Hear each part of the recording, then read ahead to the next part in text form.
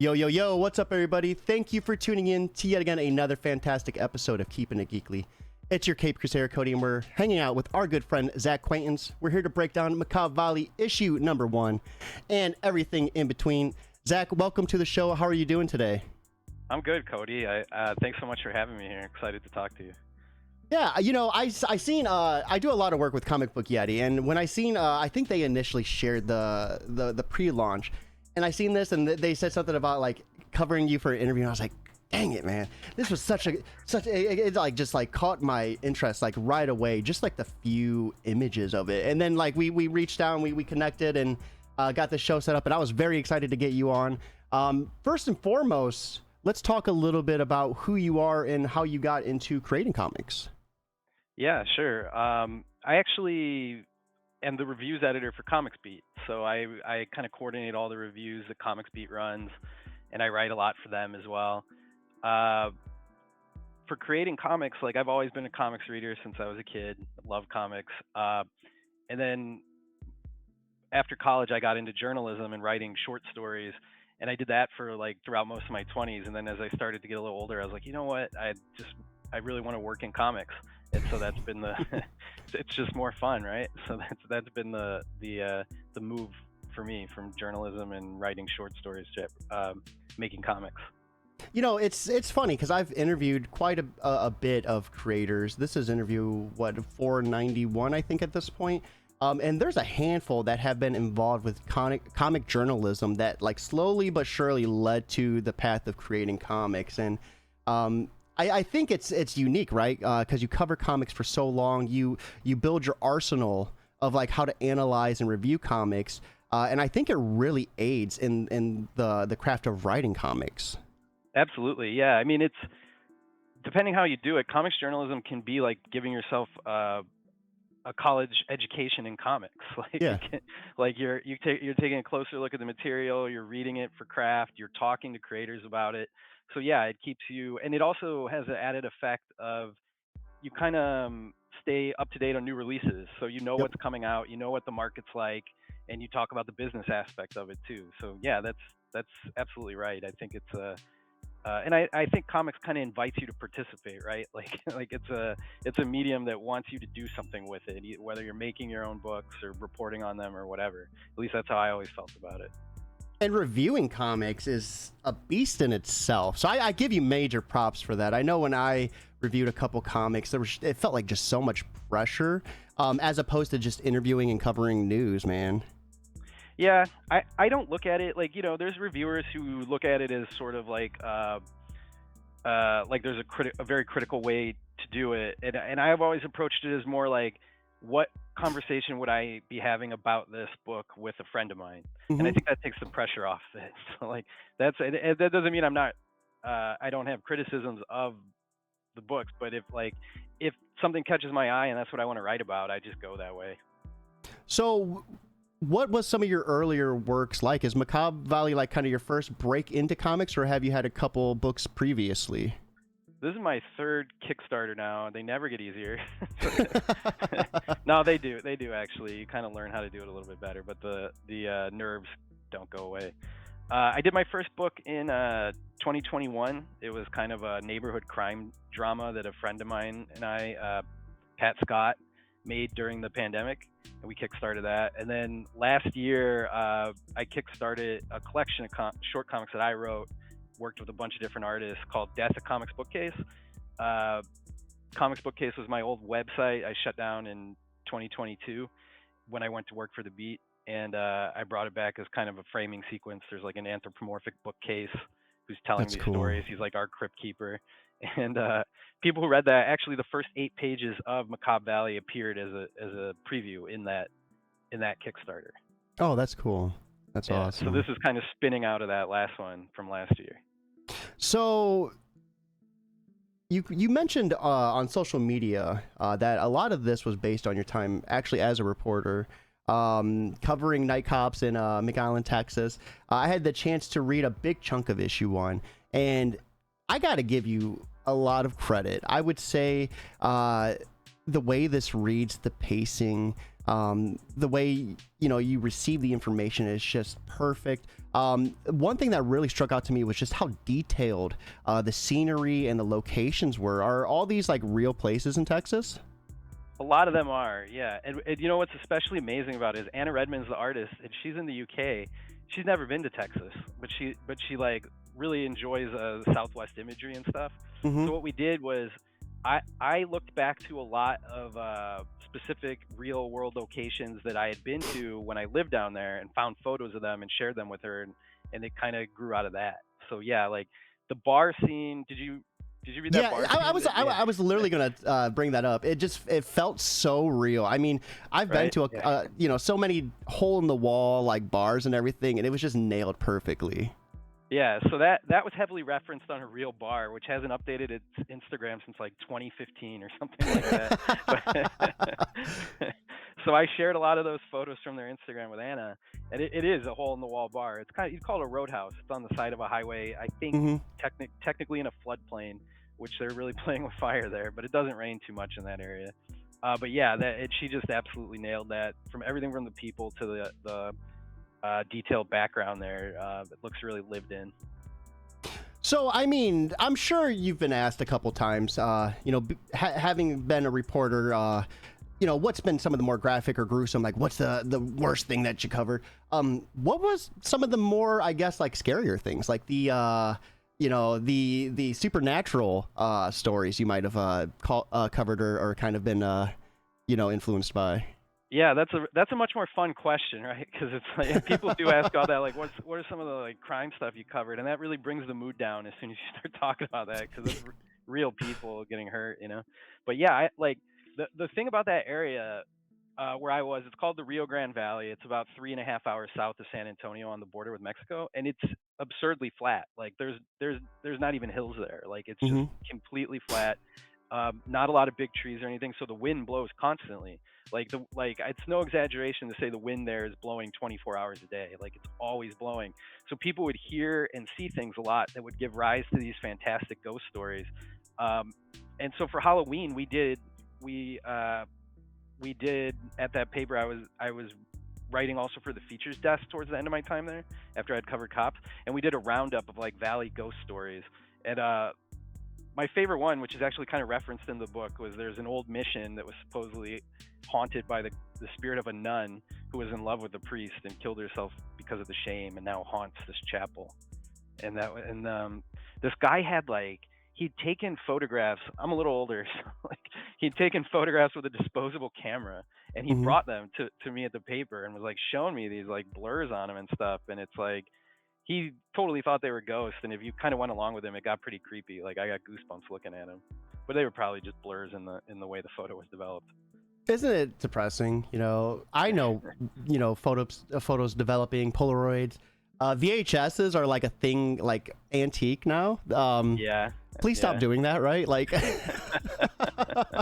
people collect them as like a retro thing. Which makes me sick to my stomach. We got our good friend Tipsy Pickle over on Twitch joining us. Thank you for joining us. How's everybody doing? Once again, for everyone that is joining the live stream, here is a link to the Kickstarter. Be sure to back. If you're unable to back, we get it. Money might be tight. Sharing this is absolutely free. It costs you nothing to do. And word of mouth, helps tremendously. So do your part and help keep it geekly. So Zach, tell us a little bit about Macabre Valley. I know we broke down kind of the reporter aspect, but where are we at with the beginning of, is this a series or a one shot? Yeah, we've kind of sketched out a first story arc that could become something bigger. So we definitely want to do more of this. And the way it's set up, so the story synopsis for this one is a young reporter gets his first job after college at a newspaper on the border covering cops. And as soon as he starts, there's gruesomely murders a border patrol agent, and he gets swept up in a mystery that has a werewolf and a local priest at its center. And so it's no secret, it's all over the cover art, is a werewolf priest is kind of the first paranormal adventure in this comic. But what we're doing with it is, at the same time, it's also a comic book about the death of local news, about newspapers going away and everything changing that way, and this kid trying to make his way through it. And so like that, those are the two storylines of the book. One is this death of local news narrative, and the other is we're doing monster of the week. So like the second issue, when I was in McAllen covering the news, there was this car thief who drove a car off a cliff. The police were chasing him. He drove a car off a river bluff into the Rio Grande, and like a week later showed up and was stealing cars again. So the cops started calling him El Vampiro. So like for our second issue, we'd have a vampire car thief based on that guy as the monster of the week, and it just goes on from there. And there's a bigger story arc that we kind of hint at here and there in this first issue that kind of moves along with each comic. But I think the first arc, if we're able to pull it off, will be either 4 issues with an extra long finale or 5 issues. That's the plan. What's up with police officers giving criminals such cool nicknames? I mean, like, the last thing you want to do is like encourage like copycats to get their own cool nickname too. Right. Yeah, and I feel like they're cooler in Spanish, right? Like if he was just a vampire, you'd be like, oh, whatever. But El Vampiro, like. Yeah, you can roll the R. It's like, yeah, that's pretty sick. That's pretty sick. I need to commit some crimes down there. And so the guy had a mugshot too, and he looked exactly like Eddie Guerrero, the wrestler. So let's talk creative team with Macabre Valley. Who's your artist, your colorist, your letterer? Who's all involved with this beautiful creation? I mean, in my opinion, I'm biased, right? But in my opinion, we've put together an amazing creative team. Like they're all specially picked to make me look better, so that's nice. But the artist is Anna Redmond. She's kind of a up and coming artist based in the UK. She's done some stuff for 2000 AD, the magazine that publishes Judge Dredd, and she's just an incredible talent. Like her commissions are amazing. She doesn't take pages off. Everything she does is so detailed, from the backgrounds to the character expressions and everything. Like I'm just a huge fan. And coloring her on this book is Brad Simpson, and I think Brad Simpson's an amazing horror colorist. Right now, he's coloring Universal Monsters, the Invisible Man book. That's so cool. And he also colors that book Feral, the one with the cats that Image is publishing. But he just like they work so well together. I mean, you saw the art. I feel like he adds like a big kind of ambient depth to all her line work. And then lettering it is Becca Carey, and she does a great job too with like really pulpy lettering that matches all our wacky ideas. Yeah, that's the team. And we have a variant cover by John J. Pearson. He's also a great horror artist, kind of painted stuff. That is awesome. Let's go ahead. We're going to pull up the campaign, look at some of these preview pages a little bit larger. So what does the creative process look like with you when you pass off your script to the artist? How does that collaborative process work? Yeah, that's a great question. We had a lot of emails back and forth before we even I had a script, but we talked a lot about the tone, and sort of like you'll notice there's like we talked a little bit off mic about this. It's pretty gory, and it's in like a pulpy way. So like pulp was a word we used a million times, and we both talked about sort of the way Cormac McCarthy writes about westerns, like No Country for Old Men and The Road and stuff like that. Anna and I are both huge McCarthy fans, and so we wanted that kind of like good and evil brutality to be played out in a pulpy horror comic, and I think we definitely got there.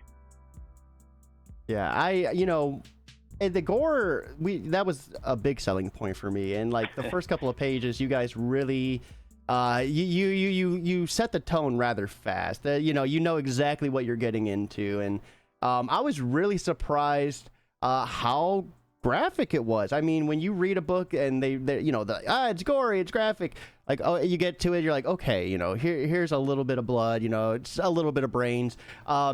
You guys really won out, and I appreciated the attention to detail from your artists, like with the gore. It was just phenomenal. Well, I'll tell you, yeah, when that page came back, I was surprised at how gory it was. I was like, "Whoa, man, we went like I told her like very gory, and like sort of, I think I used the word dismembered and everything, but Anna has a cartoony, exaggerated style, so I feel like if you're doing a horror comic, you better go heavy with the gore. It'd be a little different if it was photorealistic, I think. But yeah, all the art is just a little bit over the top. And like I was talking earlier, just like the scenery and the environment, like how run down this office is, and half-eaten pizza, cigarettes, not much going on for the last month until he gets this ominous phone call. Like, this guy looks creepy as hell. Are we going to see more of him in future issues? I know you said there's going to be kind of like a monster, a flavor of the week type of thing going on. So there's somebody pulling the strings with the paranormal here, kind of directing the kid reporter where to go, and that's what you're seeing there. So they're kind of, I was talking about the larger narrative that kind of moves along in between the monster of the week stuff, and they're definitely central to that. And like right here, we have just like little taste. I mean, it definitely gets a little bit more. I mean, this is just like icing on the cake for what you see. But I definitely love like the gore splattered wooden chair with the boots and the hanging cross and everything. Yeah. This dude getting ripped apart right there. And then the reveal of the monster itself was pretty beastly. I love it. Yeah. And one thing too, I loved like with the news. Like how it's like relevant to today's like topics, like what if you were to turn on like Fox or anything, you'd be hearing most of this stuff too. Yeah, we did there's a kind of made a point about talking points, like there's the same talking points you hear all the time, and you can kind of break them down to like, I don't know how many words we have there, like a dozen words, like, and it's kind of this, if you watch TV news, it's the same pretty short talking points just repeated over and over and over again, and we're playing with stuff like that. And we tried to make it fun. Like that sounds not fun, but like kind of with the werewolf and everything, have a good time with it. The hallelujah, I love that. I love that so much. Yeah, I was gonna market the campaign with like #hallelujah, but I was like, I don't know about that. All right, let's check out some of the rewards as well. And then is there a pricing tier with this too, or oh wait, right here on this? Yeah, for whatever reason, Kickstarter is always like moving this stuff around on me. Yeah, and then they add stuff like they have the new featured thing that threw me for a while because I was so used to like the least expensive reward being on top, and then now the featured thing you can kind of move it around. So like it's always something. So we have, is this early bird still going live right now? Yeah, that's still going all the way through 9 a.m. tomorrow morning. That'll be the 48-hour mark for the campaign being live. So yeah, that's still good for another, can't do the math, but until tomorrow morning. So we have the main cover with a postcard, early bird special for 15, and we were talking backstage about this, and since we kind of have the image right here and we can see it, I don't know if it's too much spoiler, but I really love the beat right there, the Macabre, Texas, and Macabre Valley. Like I thought it was just like a perfect chef kiss thing to do as a writer. And I mean, we were talking backstage, it had to have been such a awesome feeling just to have it pop off so good too. Yeah, it really was. It's one of those moments as a writer where you just kind of give a little like fist pump. Once I realized I could call the place Macabre, Texas, and when you say it out loud, macabre and macabre sound almost exactly the same. And it's so weird too because the R, you think there'd be an R sound in there somewhere, but it's silent. I don't know. Whoever makes the English language, please let us know why that works so good. It could be a thing where like the proper pronunciation is macabre or something like that. I don't know.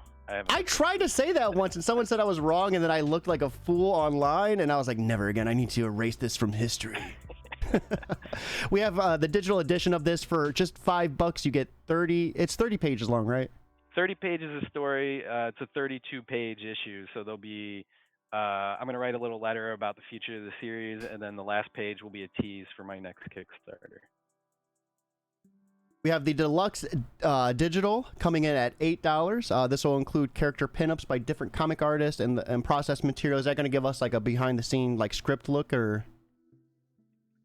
Yeah. So for my newsletter, I usually commission artists to draw my characters, and I've got about 5 or 6 of them of the werewolf priest and one of the reporter. So we'll include those pinups, and then we'll have a process material for one page where you can see how it went from script to inks. That's cool. To colors to letters. Yeah. That's cool. I always like that as a reader, so wanted to share that. So you can get the main cover issue of this early bird for $10. The main cover issue 1 at $12. Is the digital and the physical, or? Yeah, that's after the early bird expires. Oh, after the early bird. Okay, all right. 12. Yeah. So we have the variant at 13 for the early bird, and then at 15 after that early bird. So you got pretty decent amount of time. What I think it's like 12-15 hours. So you get those early birds and save yourself some money. You can get that main cover plus postcard after the early bird for $18. You have the variant plus postcard early bird for $18, and then $20 after the early bird. Both covers plus post covers there. Yeah, for $25. Not a bad price at all. You can get that artist edition tier for 35. Yeah, And and this the cover is cool thing, awesome. yeah, I love the inks on that one, and his inks are just so good. So we wanted to give the artist edition is just her ink. So if you want to see like how gritty her artwork was when it came back, that's the way to do it. And we're only printing 50 of those ever. Like we're never going to do another printing of those, and we're going to number them. So yours will be like 1 of 50, Hmm. 2 of 50, depending what order you back in. And we still got, I think we still got 25 or so of those left. So there's still plenty left if you're interested in that. We have the collector tier, all 3 covers for $50. Any retailers out there, you can get this discounted tier for 50. It'll get you 10 copies of Macabre Valley issue 1. We have a Comics Journalism 101, so a personalized Comic Journalism 101 Zoom lesson from Zack, Yeah. the review editor at Eisner winning comic website The Beat. That's awesome. I'm always trying to offer this Comics Journalism 101 class in my last 2 Kickstarters. No one has bid on it yet, but I would love to share my knowledge about comics journalism, help you start a website, help you write for existing websites, help you start a podcast or YouTube show. I've had experience in project management and been doing this for about 8 years now, comics journalism. Mm-hmm. And there's so much stuff too. Easy shortcuts, like when doing work. I don't think a lot of people realize, like, there's journalism, then there's journalism, right? You can copy and paste whatever you want to, but like going to the creator's like actual page, looking them up, getting, whatever extras you can for your article, it takes some time and takes some effort. Yeah, and finding an outlet to write for, or Mhm. getting an audience for your own thing, like there's a lot to learn and a lot to think about. We have the werewolf, priest print tier at 150, so a numbered 1 of 40 werewolf priest print by Raul Allen. Yeah, right here. Raoul Allen, yeah. Yeah, this is gorgeous. Yeah, that one's super cool. I think he's got the original art too, but I don't know what he's doing with that. I'm curious. Art collector at 200, so this will get you a piece of Anna Reedman's traditional ink artwork from the book. So is this like just any you pick a page, or is it a random page? We're gonna work that out afterwards. We're only doing 3 of those, so if there's one left, and if you're interested in getting a Anna Redmond page, yeah, you can still do that, and we'll discuss afterwards which page and what you'll be getting. We have a comics project consultation, $500. So Zack will give you some advice on how to make your comics better. Would you like to give us a little bit of what you'll be offering to anyone who might be inclined to pledge that tier? Yeah, I mean that could be everything from feedback on a script to notes on articles, and that tier also comes with a spotlight on my Comics Bookcase newsletter, so you can, I don't know if you have a Kickstarter of your own, or if you're launching a podcast or anything like that, I will spotlight you on my monthly newsletter. And a minimum of 3 Zoom meetings as well. So this will be, over the webcam, not over an email. So I think that, face to face kind of makes it work a little bit better, I feel. Yeah, and personalized notes. Like we'll do the first one, kind of talk about what you want to get out of it, what your ideas are, get a round of feedback each time, and we'll come back and discuss questions later. And then last but not least, we have Angel of the Valley tier at $1,000. Get your name included on the inside cover of the book as presented by. So for anyone out there wanting to present Macabre Valley, this tier is for you. An awesome stretch goal as well. This thing looks beautiful. Yeah, I love that piece by Tony McMillan. Yeah, we're gonna do a mini print if we were able to fund and get to 7,500. So every physical backer would get one of those. So Zack, for anyone who might be on the fence about backing, what would you like to say to them to kind of help push them over that hump? I mean, if you like Western horror as I do, I think this is a fantastic book for you to back this fall. Like we're gonna fast track it and try to get it out to readers by Halloween. You'll have it during horror season, and yeah, it's just 30 pages of grindhouse, Southwestern style monster of the week horror with a little bit of a discussion of media commentary kind of underneath, and I think it has a relatable story too about when you're a young person, you think you can take on the world, right? But then the world quickly lets you know it's a lot harder than you think it is. And I think that's the core of this one. And I think half the battle is like when you get there is like trying to, I guess, like hold on to whatever little bit of your childhood you have along the way, right? Like, that cheerful gleam, like, hey, this place sucks, but maybe there's some good around here. I don't know, like. Yeah. Finding ways to make it work for you, and that's a great observation. There's not too much in the first issue, but the second issue is a little bit more of our protagonist kind of learning to figure out what he wants out of life, and that's kind of where the arc heads as we get deeper into it. I love that. So Zach, I know this is your first time on the show. For all creators that come on, we always ask for a little bit of advice and then what they're consuming outside of creating. So for anyone looking to get started with their first script, this is kind of a common question, but I feel like a lot of creators have different answers and perspectives for it, so I love answering or asking it. So for anyone out there looking to start their first script, and they're kind of at that roadblock, sometimes it's hard just to get started. What would be your biggest piece of advice to kind of help them just get that started? Well, the first thing is you need an idea, right? And it's kind of like the way, I'm a big fan of David Lynch, and he always says it's like fishing for ideas. Like you have to bait the hook and be open to letting the ideas in and be actively wanting to get these ideas. And so just the process of kind of letting yourself be open to these ideas coming to you is huge. And once you get an idea that you think might make a good comic, one thing I like to do is try to be really aware of what makes me most excited about that idea. So with this book, it was the werewolf priest. Like I was just like, what a cool thing.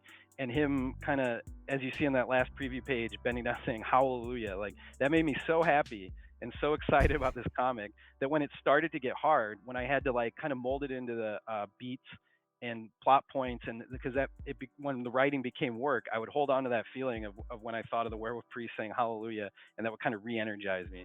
So that's my piece of advice, twofold: be open to the ideas, and then when you hook one you like, remember exactly what it was that you were most excited about at the start, and go back to that feeling when it starts to get harder along the way. Yeah, some awesome advice there. A lot of people don't realize that as well too, is how much work actually goes into script writing. You don't just sometimes you get an idea and you can jot it down, but to like craft it, to hone it, to make it like hit all the necessary beats and have good pacing, it takes a lot of work. And some days, you really don't feel like doing it. Some days you need that extra motivation to kind of kick you into gear. No, I try to write every day. Like even when I don't feel like it and it's hard, even if it's just for 15 minutes, I try to write every day because I think you need to get in that practice. But yeah, and the work comes, I think, in the revision. Like I'm a big reviser. Like I after I have my script, I know when I finish a script, I know that's not going to be the end of it. Like I'm going to come back to it over and over again and keep trying to find little ways to make it better.